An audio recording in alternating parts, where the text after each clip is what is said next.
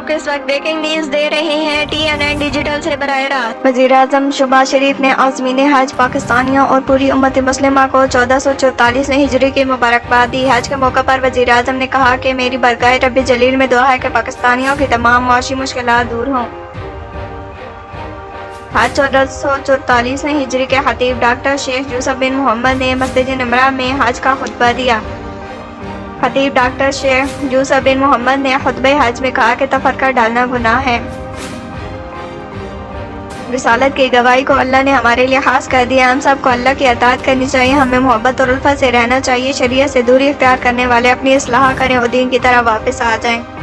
रसूल अल्लाह सल्लल्लाहु अलैहि वसल्लम खातमुन नबिय्यीन है। अल्लाह और इसके रसूल सल्लल्लाहु अलैहि वसल्लम की अताअत और अकीदे तौहीद पर कारबंद रहने में हमारी निजात है।